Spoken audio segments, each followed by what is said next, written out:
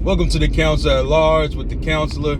Thanks for checking in. Check in by hitting the like and subscribe button. Now for the news clip. Postal worker robbed in broad daylight in Buckhead. Atlanta police investigating right now. So let's get you to our Bobeth Yates live from the scene on Far Road in Atlanta. Bobeth? Hey there, Jennifer. And it was a very scary scene here on Far Road in Buckhead after someone tried to rob a postal carrier. And that person has still not been caught. Now, it all happened at the Eclipse condominium right here behind me in the alley behind the building. Now, APD says just before 1 p.m., a United States postal carrier attempting to deliver a package was approached by a gunman wearing a yellow shirt and a mask. Now, according to an email condo management sent to residents, the suspect took the mail carrier's keys at gunpoint. Officers say a passerby who witnessed the robbery as it was occurring fired shots at the robber, who then shot back. They say the robbery suspect then ran from the scene and the condos in the area had to be placed on lockdown. Now take a listen to a man who lives in the building as he reacts to the entire ordeal that played out in broad daylight. Daytime doesn't mean anything anymore. It never really did. I'm gonna say it, just at the end of the day, people are probably at that point, I guess, where they, nothing really matters, nothing, anything could happen to anybody at any given time. That's how I look at it. I just stay on guard. Whoa. You ever hear a story or a crime that's just so out of this world, you got to sit back and think, where in the world was this person's mindset at before they committed this crime? Who thinks in their brain and their mind, it's 1 o'clock, broad daylight, hot as hell outside, super hot, thinks to themselves, I think I'm gonna rob the post office lady. I'm gonna rob the postal worker, the lady who's delivering those packages right there. I think I'm gonna rob them. Who does that? Who in their right mind? The crimes that I see on TV these days are just out of this world. And as a counselor, I just want to sit some of these people down and have a conversation with them on, how did you get from A to B? How did you wake up that morning? What happened in between? What were your thought processes like? What were your cognitions for you to come up with that scenario? First of all, it's a federal employee. If you know what you're doing, if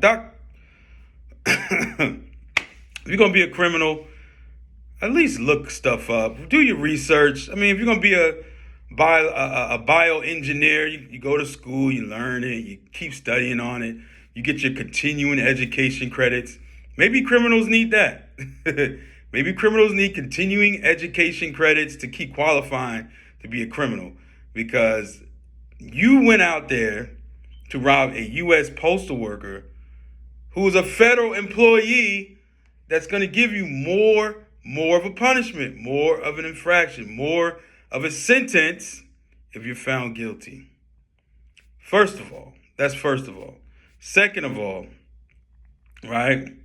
I know we all come into hard times. I know we got stuff out here, the economy's a little bad right now. We're trying to make ends meet. Get a job. Why you you're putting yourself in danger, you're putting other people in danger. First of all, it's the day of the internet. Get on the internet and do crime. Why are you still doing crime in the physical world when you have a whole cyberspace to do your crime? Learn some of those ways to do crime, and you get a lesser sentence. No one gets hurt. The public and citizens are safe when you're on the internet. Yes, you might commit fraud and steal money, but the person's not doesn't develop PTSD from you putting a gun in their face. They're not harmed in any way. They're not killed in any way. Their life is not traumatically changed in any way, physically at least. Think. Find other ways. Criminals, upgrade your profession. You're behind. Even fast food is getting AI machines. What are you guys doing? They're getting AI machines.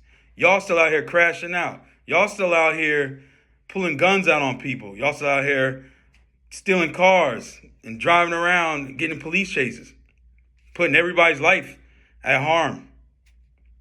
Upgrade yourselves. Do something more white collar. Educate yourselves. If you don't want to go to school and get into a field, do anything else, educate yourself on something else. So you decide to go out there, you robbed the mail lady. Like I said, Atlanta and the crimes are just, I can't even comprehend them. As you're robbing the lady, a good Samaritan is driving past, sees you with the gun in your hand, point at the lady, or sees you with a gun with the lady, attempting to get the keys. Where are you going? Where were you going with that mail truck? Where were you going? They can track that. They know where you're at. What are you stealing?